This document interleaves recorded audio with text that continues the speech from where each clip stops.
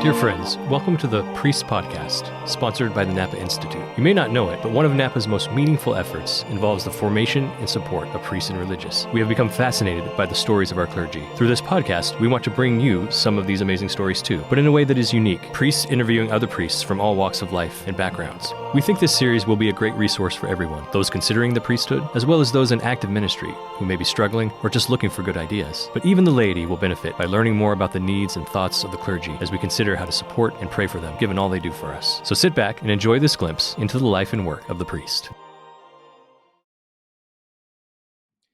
Hello, everyone. I'm Msgr Roger Landry, today's host for the Shepherd's Circle Priest Podcast, produced by the Napa Institute. I'm delighted to welcome to the podcast Father Jonathan Meyer, a priest of the Archdiocese of Indianapolis, who was ordained on June 28, 2003. After his ordination, he served as Director of Youth and Young Adult Ministry for the Archdiocese of Indianapolis for 5 years. He also served at Our Lady of the Greenwood and St. Luke Catholic Church, then as pastor of the parish communities of Saints Joseph, Anne, and Mary in Jennings County, and currently serves as the pastor of All Saints in Dearborn County. He's a graduate of the University of Southern Indiana in Evansville, University of St. Thomas in St. Paul, Minnesota, and the Pontifical University of St. Thomas Aquinas in Rome. He maintains a vibrant presence on the internet with homilies, YouTube videos, and other teachings, has written and published 2 children's plays, has written a chapter for the dynamic Catholics book Beautiful Hope, and moonlights as the track and cross-country coach at various public schools in the area around his parish. Father Myers has also been engaged in doing things like a year ago tomorrow, running the greatest Eucharistic procession in about a century at the end of the National Eucharistic Congress in Indianapolis. So, Father Jonathan Meyer, welcome to the Napa Institute's Priest Podcast. Msgr Landry, it is an honor to be with you and good to see you, brother. Good to see you too. We always start these podcasts by trying to retrace the way by which God drew a particular son to discern his call to the priesthood and say yes to it. What's your spiritual autobiography? So I was born into a Catholic family. My mother was Catholic, my dad was Lutheran, but raised Catholic, of course, by my mom. My faith didn't mean a lot to me personally. When I was in college, sadly, I strayed away from the faith, but it was at a Protestant, actually non-denominational praise and worship service that I felt really the power and the love of God for the first time in my life. And from that, joined Bible studies and prayer groups and men's groups. And in that, I actually felt a call to the priesthood. And in my simplistic mind, the only thing that I could figure out was that God was calling me to be a priest, to convert Catholics to find what I had found, which was a personal relationship with Jesus Christ. And so I had never prayed a rosary. I was pro-choice. I didn't believe in the true presence of the Eucharist, not because I was rejecting them, but I just had no idea. So I entered seminary with an intention to convert Catholics so that they wouldn't be like I was. And as I entered the seminary and began to study our Catholic faith, I was blown away at its beauty, its richness, its tradition, and then realized that God was still calling me to do the same thing, which is to convert Catholics, bring people to the fullness of the truth, the fullness of the faith. And I, thanks be to God, for 22 years have been trying to do all of that. So you began to feel this hunger through seeing where the needs were and wanting to be part of God's response to those needs. What happened then? Did you approach the Archbishop of Indianapolis and enter the seminary? What was that phase like in your life? Yeah, so I never met my priest. I had never talked to him. I'd actually never had a conversation with any priest my whole entire life. Sadly, through confirmation prep or anything, I had never ever talked to a priest, except for shaking hands maybe after Mass or something like that. And so I just called my pastor up randomly and was like, you don't know me, but I think God is calling me to be a priest. And it all happened really, really quick. It happened in less than a month, actually. And this is, of course, prior to some of the processes that we now have. But within a month, I was affiliated with our archdiocese. And so this was in the summer of 1997. So I met with my pastor. 2 days later, I met with the vocation director. I had a packet and folder in my hand, and I had it completed within about 2 weeks and took a psychological evaluation. And I transferred universities, and it was pretty quick. And I'm thankful that it was quick because I truly do believe that God used all of that. And he used my ignorance of the faith to create a hunger within me. And also, he created the lack of relationships that I ever had with priests, because then I had to turn to the saints. I didn't have any priests that ever inspired me. I never had a priest role model. I never had a priest that I was like, well, I'm going to pattern my life after his. And so, yeah, kind of a unique calling in that sense, that there were really no priest figures that played any role in my calling. So now you do have a priest example that you're following, who we'll get to in a second. But part of all of that was you went to a seminary named after that future priest hero in Minneapolis, St. Paul. What were your experiences like? What were the big lessons? How did God help you to grow in Minnesota and then in Rome? St. John Vianney Seminary, College Seminary, is a game changer. I thank God every day for my seminary formation, both at St. John Vianney and then ultimately at the North American College. First off, the great sense of brotherhood and community that I had experienced, deeply profound. True brothers in the Lord, that we would pray together. We would evangelize. There were two young seminarians, and the three of us we felt so in love with Jesus and the Eucharist and the truth. And at that particular seminary, you're on a larger college campus, and we just did everything we possibly could to get the word out and to bring people to Mass, to adoration. And then studying in Rome was just a deeply profound experience. But I would clearly say just fraternity, and then also just delving deeply into the truths of our faith and realizing how powerful those truths really are. And then in Rome, you were there in the last years of the pontificate of St. John Paul II. What type of impact did he play in your priestly maturity? That's a great question, Monsignor, because yesterday I had a little gathering of individuals from the Indianapolis area that went to World Youth Day in the Great Jubilee year 2000 yesterday. So we had a 25th anniversary of World Youth Day yesterday. And in doing so, we read the homily out loud of John Paul II and just reflected upon it. Living in Rome at the time of John Paul II was such a grace time. Number one, his love for the Eucharist, his love of Our Lady, clearly huge pillars for the priesthood, but also his evangelization efforts, right? World Youth Day being like the largest one, that in the sense of numbers, and just to say, okay, where's the Spirit leading me, and how do I respond to that? So a huge witness in my life. And then his understanding of redemptive suffering and has impacted my life still to this day. And I have the ability to share that then with all of my people. What does suffering mean? And that suffering really does have great purpose and value in the Christian life. And so you are sent home eventually to proclaim the gospel in the Archdiocese of Indianapolis. And the shepherds there in Indianapolis recognized that you had a particular charism with young people. And so you spent a lot of time with youth and young adults. Describe that work. Describe why some don't seem to do it very well. What are the principles you would say to any newly ordained priest, for example, who's being assigned to work with young people? What should they do? What should they not do? Yeah, so very interesting. Yeah, my first assignment was the director of youth and young adult ministry. I had never been to a youth group. I was never part of a youth group. I was very green. My first task when I arrived in the office was to take 500 teens to NCYC in Houston, Texas. It was like baptism by fire, like over my head. But what I learned is this. I learned to never underestimate the ability of a young person to learn, and that they want to know. And so our ability to catechize and to teach. So the blessing that I had is that my first audience were the most distracted people in the church, and the people that didn't have the ability to listen or to sit still. And so it taught me really quick, how do you preach in sound bites? How do you teach in sound bites? So number one, I would encourage all priests, young priests, and wherever you're at, learn how to teach to teenagers, learn how to teach to young people. And I think it's a key to just being a good preacher in general. Second, I would just say, put them in front of Jesus.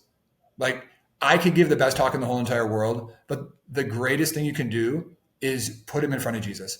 And I was very blessed. The bishop, God rest his soul, Archbishop Vianney, we started a movement in our diocese of Eucharistic retreats for young people, and through simple catechesis, music, but also silence, allowing them to encounter the Lord, and then also just encourage them to find their vocation.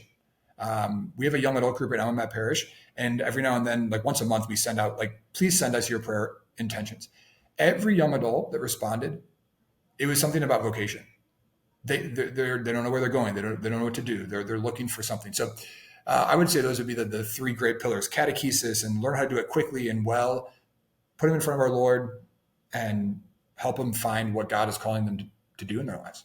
Before we move on, describe what made a Eucharistic retreat special. What was different about a Eucharistic retreat than a typical youth and young adult retreat? Yeah, so thanks be to God for any retreat, and retreats really do impact people. They really do. But I'll just give a quick comparison contrast. Some of the retreats that I work on with young people, we bring young people through talks, through experiences, to like an emotional experience. And sometimes it's through letters or through skits or dramas, but then they're left in this emotional experience. And so a Eucharistic retreat says, let's just bring them to Jesus. So the focus of the Eucharistic retreat is that Jesus is the retreat director. He is the retreat master. And the goal that we have then is just to allow Jesus to speak to their hearts. And so normally adoration is taking place either through the entirety of the retreat or is the highlight of what's happening during those retreats. But in order for them to receive fruitfully what the Lord wants to teach as the retreat master, they need to know how to pray. So how many of the retreatants do you need to teach the A, B, and C of prayer on one of those retreats? And how did you go about doing that? Yeah, so what a blessing this weekend's readings of Martha and Mary. I'm speaking about contemplative prayer in my homily this weekend, but young people are longing. Young people today are longing for intimacy. They are longing for intimacy because the majority of their relationships are completely shallow. So if you're able to teach young people the basics of prayer, whether you take them through the acronym of ACTS or PACT, or if you're going to teach them how to welcome Christ into their hearts, that's where you form the relationship. And I think that's what I experienced as a sophomore in college when I was with my Protestant brothers and sisters. Is I encountered a group of people that actually talked to Jesus like he was their friend. And I'm all for memorized prayers. I think we should memorize prayers. But we also need to teach young people just to have that interior conversation with the Lord. And so, the teaching of prayer, very important. And so eventually you're given parish assignments, and not really just one at a time, but multiple parish assignments at a time. What was the transition like to trying to hold several things together at the same time pastorally? Yeah, so I've never had one parish since I've been a pastor since 2008. I currently have 7 churches and 4 parishes. And I like to actually think of them as children. So make the connection to young adult ministry or youth ministry. Like every single one of them is a child, which means they need to be loved uniquely, loved differently. They have different characteristics, different traits. But nonetheless, every single one of them is a place where salvation happens. And one of my phrases in life is that your best ability is availability. And so I think every parish will thrive the more that the sacraments are available, that faithful teaching is available, and that we are fully available when it comes to being God's hands and feet when it comes to compassionate service. So I always say the true pillars of a great parish are faithful teaching, authentic worship, and compassionate service. And if we can make those fully available, you're going to have a great parish. And I love it.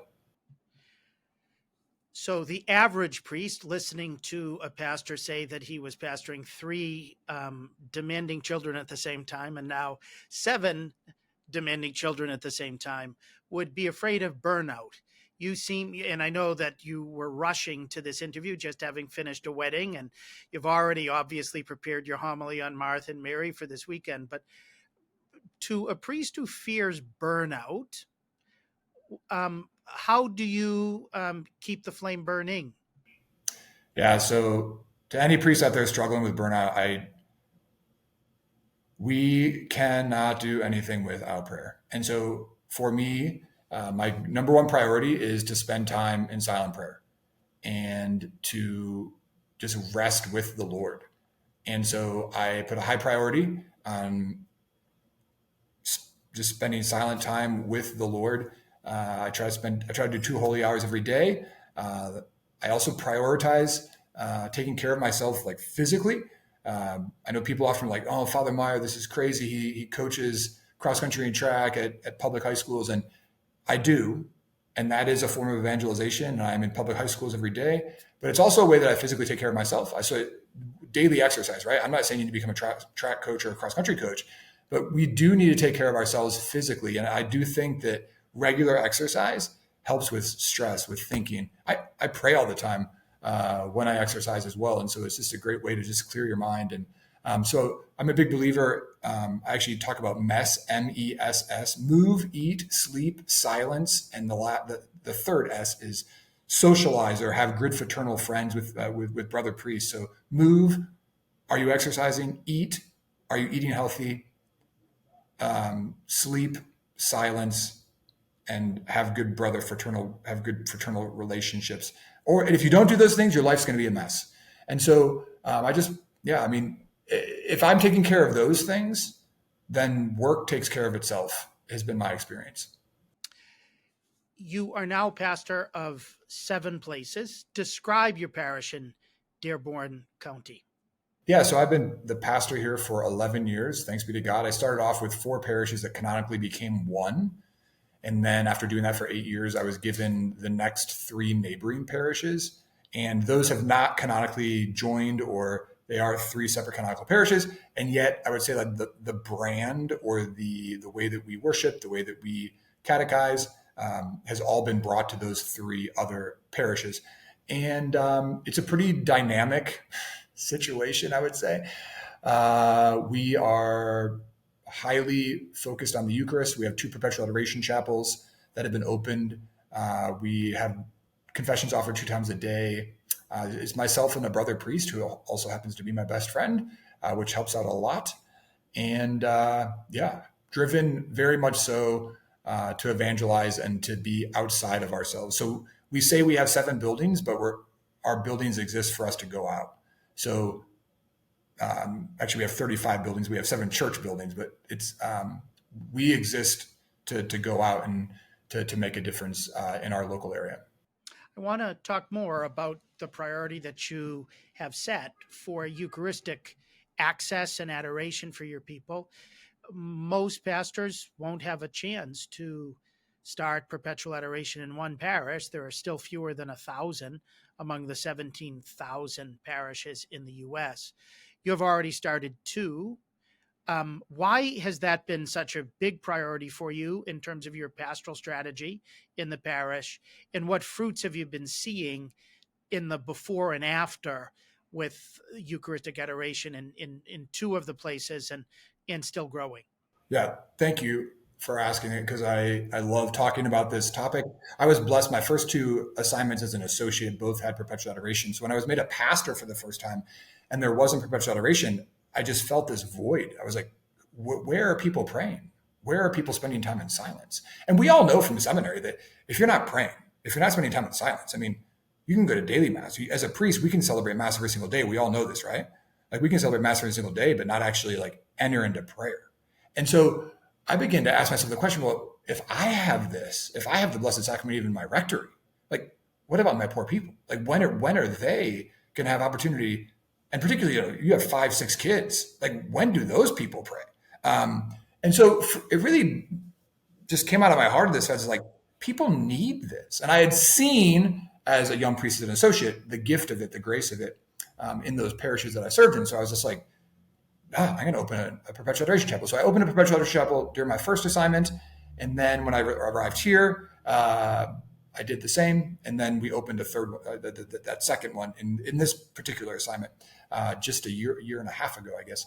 But what I see when you open Perpetual Adoration, number one, you see more people at daily mass, you see more confessions, people reading good books, but you also see a great bond between your people, because those people that share an hour or those people that have the hour transitions, they all get to know each other and they're all sharing prayer intentions. And of course, if we believe that prayer works, which it does, you then just see the fruits of it, like prayers and people praying and things happening in life, vocations. I just had a couple that proposed to each other in our Perpetual Adoration chapel just a few nights ago. And I happened to be in the area, and they walk out of the chapel and she has a ring on her finger and they're like, "Father, can you give us a blessing?" I'm like, this is like, but that's what happens, right?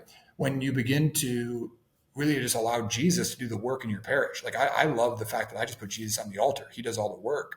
It's actually, it's the easiest thing that I can do as a priest. And it's one of our largest ministries. So it takes 300 people to run a chapel, but that's 300 people. I'm not doing anything. Jesus is just there on the altar. And I have 300 people every week that are then engaged in that ministry. I mean, name another ministry outside of a school that has that many people that are weekly engaged, that we know are being affected by God's grace. So Perpetual Adoration is very powerful. And it's a lot simpler than I think priests would ever really know. You just put Jesus on the altar and he does all the work. Sometimes priests are a little intimidated, thinking that, how am I going to get to 300? How am I going to get to 200? How am I going to get people to reprioritize their very busy lives? How have you done it now in 3 different areas to persuade people to make at least a 1-hour commitment a week to spend that time with Jesus? Yeah. So number one, I think we have to be setting the example, right? They need to know that we are praying and that we're praying for them. So I think we need to talk about our own prayer life, not out of pride, not out of arrogance, but just to say like, hey, I pray. I want you to be able to pray as well. And I think just putting that, like, we're talking about 1 hour a week. Like everybody has 1 hour a week. And that's the great thing I like to say is like, nobody's doing anything at 2:00 in the morning. And if you are, you probably shouldn't be. So everybody has 1 hour that they can give to the Lord. And then I think just like promoting the benefits of what I had said earlier about just, it's a place of refuge. It's a place of peace. It's a place of grace, but it also then builds up all the more, people reading good books, people having conversation. So I think you just sell those great things. And then I actually before I opened my first chapel, I ran into a layman who at one point was in seminary, but he had left. And he told me, he said, Father, I always dreamed that if I was in seminary, I would open a Perpetual Adoration chapel. I was like, really? I'm thinking about doing it right now. And he said, this was always my dream, Father, is that I would stand from the pulpit and I would say, hey, we are going to have Perpetual Adoration here at this church, whether you want it or not. We are going to have it. I need you to sign up. But if you don't sign up, that's fine. That's fine. I'll take all the hours. But if you want your child baptized, you're going to have to send a substitute. If you want a parish council meeting, you have to send it a substitute. If you want mass at 9:00, you're going to have to send it a substitute. We will have it because it's that important and it's that life-changing. And I will tell you, I've told that story at all 3 times at open Perpetual Adoration chapels, and we've always opened with every hour full. I think when you invite them, they become your best evangelizers of it. Like when you invite them to say, like, this is something that you should be doing. And in fact, you want to be doing. Like, who doesn't want that? Who doesn't want to slow down and spend more time in silence? Most people would do anything to have some more silence in their life. So yeah, I would just encourage any priest that is thinking about it just to take it to the Lord and realize that it is possible. There's also great resources on the internet to help you, that coach you through it. Speaking about priests and the Holy Eucharist, we share a deep devotion to the patron saint of priests, St. John Mary Vianney, whose centenary of his canonization was this year in May. He was canonized by Pope Pius XI in May of 1925. You have reconstructed your bedroom, just like his bedroom in Ars France. You've led pilgrimages over there. You've made your own retreats over there. How did you come to love St. John Vianney? And what do you think are the most important lessons his life has for priests and faithful today? Yeah, thank you. I encountered Vianney when I was over in Rome. I began reading his biography by Trochu and was very just moved. And it goes back to my earlier comments about my own vocational story. Like, I never really had any priest heroes. And when I read his life, I was just like, this is amazing. Like, why don't I see this being lived out? Like, is this really true? And then I started making yearly pilgrimages when I lived over in Rome. I went 4 times to Ars there and just studied everything I could. I wrote my master's thesis on St. John Vianney and his preaching.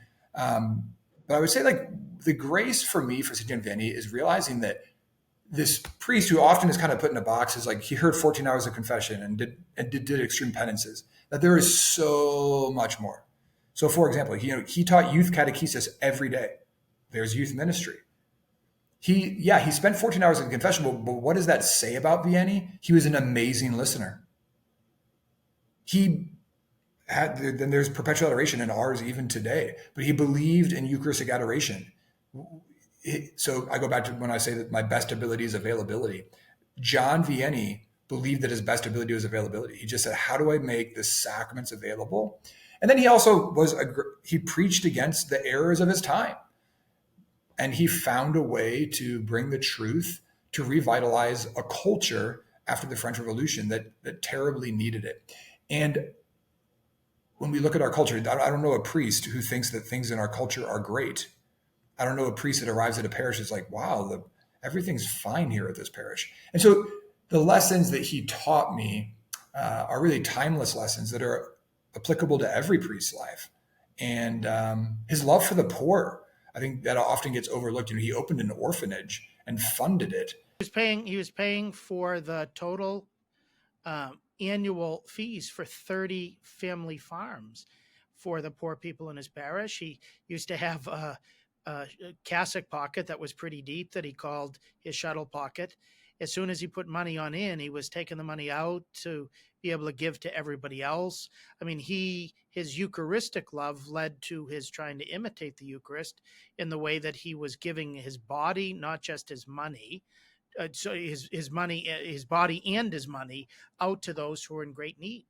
And I think also, Monsignor, we often look at Vianney as like he flogged himself and he did great penances. Well, I'm not telling any priest on this podcast to start flogging yourself or to starve yourself and only eat one potato. But I think every one of us priests can say that we need more discipline in our lives. And that when I do practice self-discipline and sacrifice, that I thrive in my life, that I do better when I practice self-denial or delayed gratification, that there's a lot of grace in that.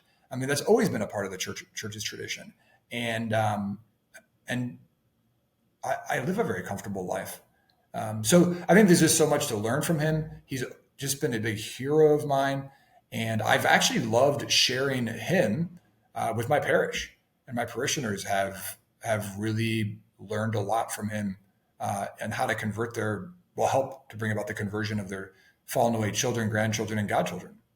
In this centenary year, is there a particular aspect of the way he lived his priesthood that you're working on most to try to copy?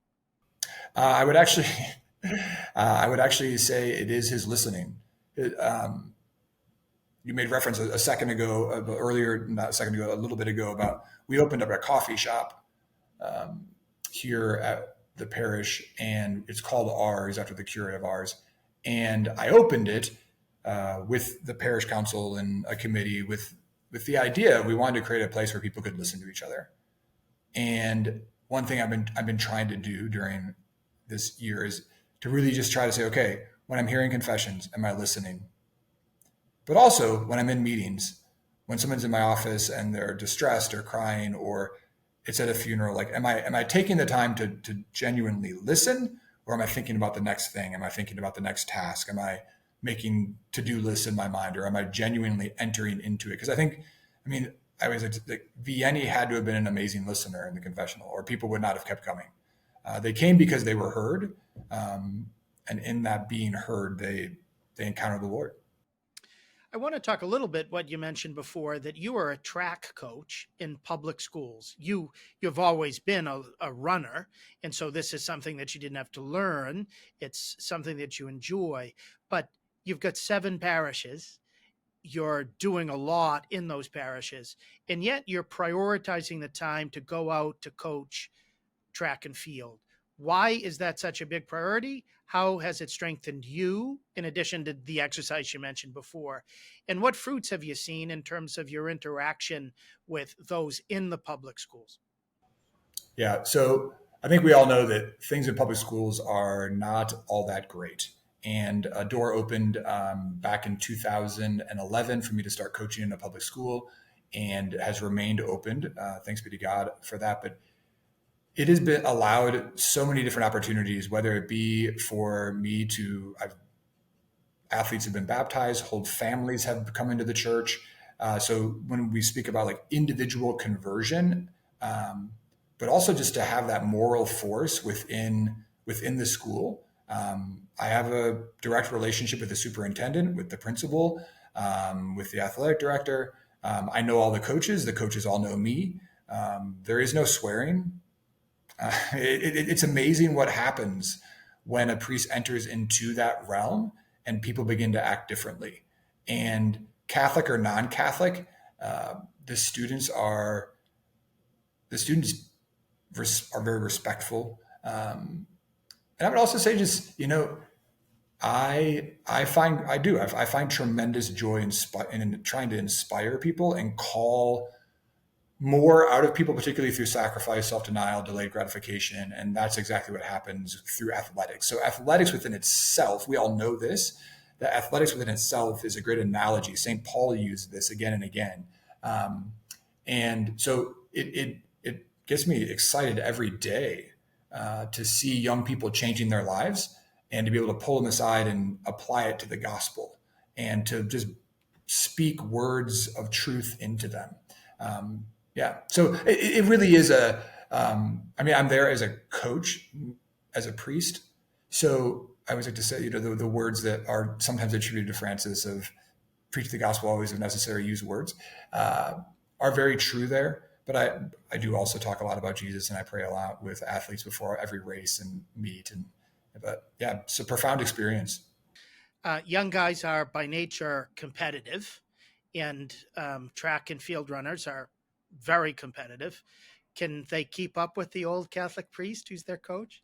Yeah, the last few years have clearly shown my downfall. It is interesting. I mean, earlier in my younger days, I could do every workout with them, and now I'm at a point now where I can train the girls and do pretty good at that. But I'm in my 48th year, so I don't plan on getting a lot faster anymore.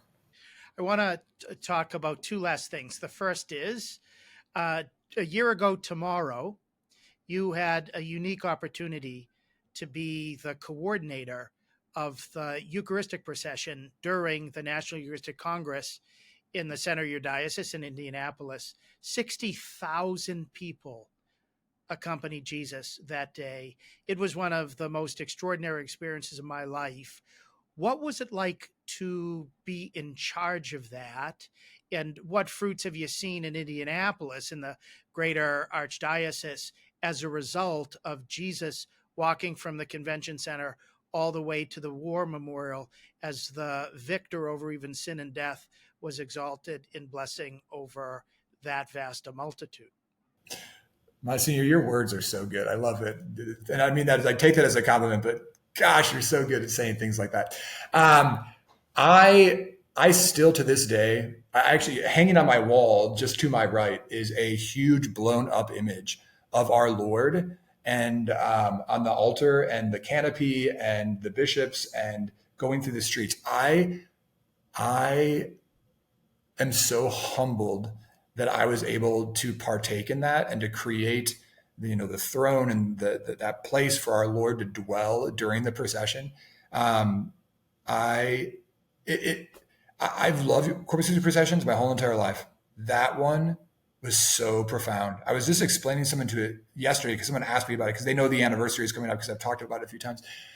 I remember seeing people throwing themselves onto the hot asphalt in worship of Jesus and being just so moved. But yeah, so thankful to my committee and my team that helped make it all happen. It really was a grace-filled, powerful experience. What have I seen in Indianapolis? I've seen among our own priests, our own clergy, a deeper zeal and reverence for the Blessed Sacrament. I've had some conversations with other priests that are asking about Perpetual Adoration. We have more Corpus Christi processions happening in our diocese than we have before, right? And I think one of the great blessings for our diocese particularly was the fact that the seminarians that served that procession were all from our diocese. And one of my prayers is that those young men are never going to forget that. I don't know how you could ever forget it. And that is going to be just a foundation and a stronghold for their priesthood. And for me, it wasn't just the crowds, but it was what the crowds were saying. They were shouting from the sidelines, we love you, priest. Thank you, priest. Thank you for giving us Jesus. And when it came to the bishops, they were shouting even more in gratitude. That isn't always heard, but boy, were they grateful. And I hope that the seminarians likewise heard that, so that they'll know that if they bring Jesus to people, they might not always hear the thanks. They might have to wait a little while, but there are people who are just super grateful, because the priesthood is what Jesus himself instituted in order to be able to give his body and blood to people. And unless young men say yes to that summons, the people do not receive the Lord Jesus.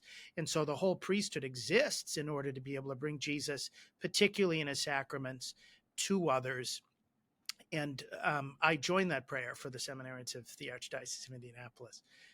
What would you say to a young guy, very briefly, last question, who comes to you at 15 and says, Father Meyer, I'm thinking Jesus might be calling me to be a priest. What would be the first thing you'd tell him to do? I would say, thanks be to God. And I would say, you got to start fortifying your prayer life right now. So what is your prayer life right now? And let's talk about it. And whether you want me to be your spiritual director or you want to ask another priest, that's fine. But the most important thing, I think the most foundational thing is that it's about the relationship. Because when you were talking just a few seconds ago about the priests and the bishops during the procession and hearing gratitudes and thanks, I received a letter earlier in my priesthood from a parishioner, and she said, Father, thank you so much for being a glass tabernacle so that we can all see Jesus. And we all know, like, I am a sinner, you are a sinner, we are all sinners. But for us as priests, the greatest thing that we can do is just radiate Jesus. And programs, binders, DVD series, they try to help us do that. But when it comes down to it, it is about the radiating grace of our Lord. And that comes through prayer. And so my first advice to that young man would be, love the Lord. Like, you need to have that personal rock solid relationship through adoration. And then, of course, my second step would be just the sacraments. Like, if you're 15 years old, you got probably 11 years.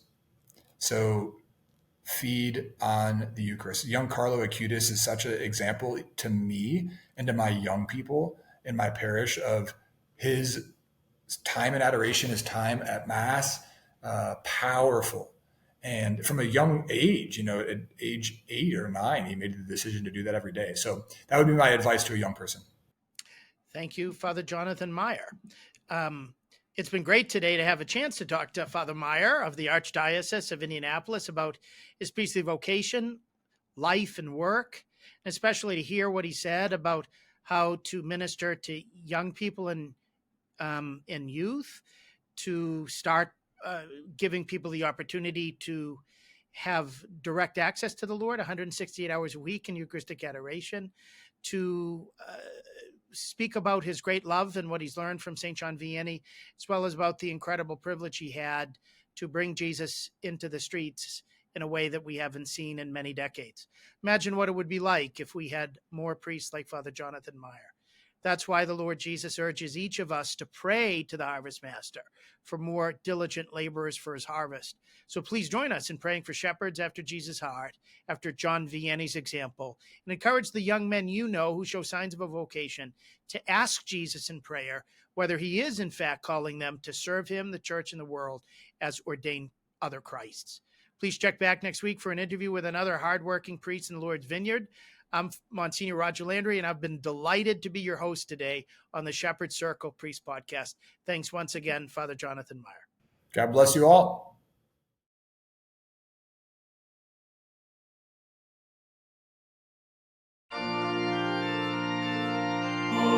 Thanks again for joining us today. For more information about how you can join us in supporting our work with clergy and religious, go to napa-institute.org. May God bless you this day and always.